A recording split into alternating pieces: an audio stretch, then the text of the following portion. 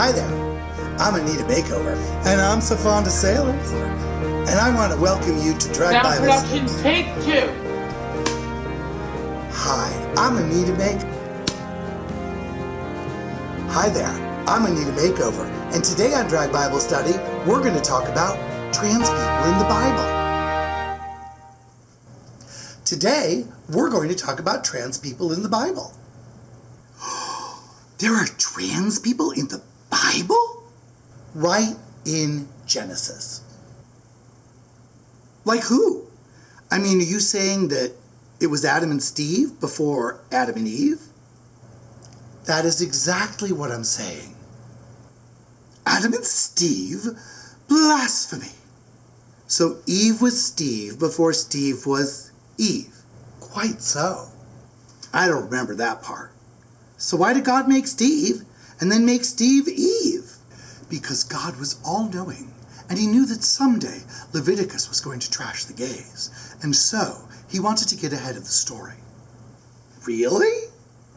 No. What is it with the two of you today? Well, how could Steve be Eve? And how did Adam feel about losing his butt buddy for a bosom buddy? Good one. You two are absolutely insufferable. And you two were so well behaved during my last episode? All right. So how is it that Steve became Eve? God made her that way. Really?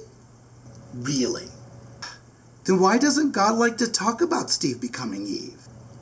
You know how touchy developers get about prototypes after version 2.0 comes out. Oh, let's get to the good stuff, shall we? I think it's easier if we work backwards, or perhaps from the ends toward the middle. Ooh, that sounds fun. You are a very wicked drag queen. Let's start where it ended, with Adam and Eve naked in the Garden of Eden. Sister, can you pick up the story from here and take us forward? Most certainly. Adam and Eve were allowed to do anything that they wanted in the garden. Even anal? So long as they didn't eat from the tree of good and evil. Then the snake said to them, "Hey, these apples look pretty good, and if you eat one, then you could be like God." So they ate from the tree, they got the knowledge of good and evil, and their first thought was, "Oh my God, I'm naked." So they made clothes out of fig leaves. All right, but how does this help us sort out Steve or Eve's gender? I'm getting there. Well, God came, and he was very mad because they were hiding, because they were naked. Now this is a bit of a strange part, because God was mad when they knew they were naked and covered themselves in fig leaves. But then when God threw them out of the Garden of Eden, he made them clothing out of animal skins instead. Sort of like Cain and Abel? I hadn't thought of that. There's probably a very good reason I didn't. Anyway, when God cursed Eve, he said that she would have incredible pain bearing children. So Adam's punishment was he lost his boyfriend? Something like that. So we know by that point, Eve is a woman capable of reproducing. And, well, let's look backward now. Where did Eve come from? To help explain this, I'd like to call on famed gyneco-anthropologist Mary Margaret Meady Dietrich. Hello all. I'm back just from Samoa. From Samoa. I understand you're interested in how it was that Steve became Eve. Quite. Well, it all has to do with where Eve came from. Adam's rib. But why would that matter? Because Adam was a man, and even if you took out his rib, it would still be a man's rib. Can you see penises all over it under the microscope? Shh. So sorry. Go on. Well, you can't see it exactly, but if you recall, genes are the blueprint for how we are all constructed. They contain all the information necessary to produce another me or you. and it makes us who we are. Are we going to discuss the book of Levi? Perhaps another day. Anyway, the genes from Adam's rib would, if you could grow a new person from that rib, make another Adam. So if God made another Adam, why'd he call him Steve? I think I am going to have an aneurysm.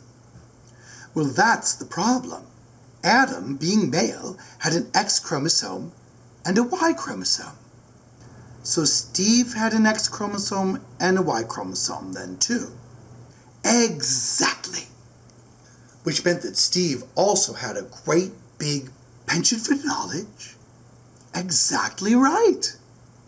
But didn't Adam notice that Steve had a big, huge Y chromosome? He was pretty clueless. He didn't even know they were naked after all.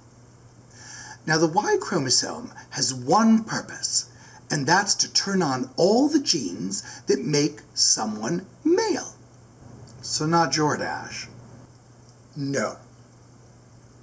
When the male genes are turned on, you get facial hair and a great big deep voice. That too. So did God just remove the Y chromosome? Interesting question. So yes, if you remove the Y chromosome, you'll get a female. But your genotype will be X0. We call this Turner syndrome. You'll know them by the short stature, the carrying angle of the elbow, and the webbed neck. Webbed necks? You mean like Spider-Man? Not exactly. So, do all their children have these features as well? Well, that's the catch. Turner females are unquestionably females, but they can't reproduce. In place of ovaries, they have non-functional streaks of tissue. So maybe God fixed it so that Steve just wouldn't respond to the Y chromosome. Possible. There are a couple of ways that could happen. Androgen insensitivity syndrome is one. Swyer syndrome is another. What's the difference between the two? Well, in both syndromes, the patient appears outwardly female. But then things get very different. In androgen insensitivity syndrome, the Y chromosome triggers the production of the male hormone, testosterone. But the cells don't respond to it. They just ignore it. So you end up with what appears to be a very hyperfeminine female. Oh, so she can make hyperfeminine daughters then? Not quite. Again, sterile. No uterus. Blind vaginal vault. But there are testes. Oh, wait, I thought you said they appeared female. And they do. I thought appearance was everything. You would. Shh. The testes, however, are undescended. You have to take them out, lest they get testicular cancer. Well, what about the Swyer syndrome? Fascinating. Just fascinating. Everything develops female. Except the ovaries. And they must be removed because they can lead to cancer. Swyer syndrome females are generally put on hormone replacement therapy so that they will get secondary sexual characteristics. Can they reproduce? In theory. They have a functioning uterus, but no eggs. However, with an egg donor, they could become pregnant. Wait a minute. Wait a minute. This is all too difficult. Why not just add a second X chromosome? Wouldn't the Y just get ignored then? A second X chromosome would lead to XXY, Klinefelter syndrome. They're usually male, though it is possible to have a female XXY. There is one XXY female in the literature that was even capable of reproduction. But God created everyone perfectly, in his own image, did he not? A perfect image, yet a very complex one indeed. So in order to produce a female that could reproduce, we needed to get rid of the Y chromosome, and we needed to add an X chromosome to replace it, thereby making Steve into Eve. But when did Steve become Eve? Not clear. But what is clear is that when he took that rib out of Adam, God started with a male blueprint. And then he proceeded to produce a female with a functioning reproductive system. So God made Adam and Steve, then Steve 2.0 was Eve. Exactly. So Steve was a man, and Eve was a woman, and they were both the same person? Precisely. But we don't know when or how that happened then. Oh, you're doing quite well. But God can work miracles. And clearly this was miraculous. Or at least very confusing. Yes. So now we've established that not only are trans people in the Bible, but that God created the first one. And that they were miraculous. This is why people need to read parts of the Bible other than Leviticus. You mean like those people that God struck down for eating cheeseburgers while wearing polycotton blends? Precisely. But we'll talk about that in another episode. Well, before we wrap up, we need to address one other thing. How is it that we tell someone's gender?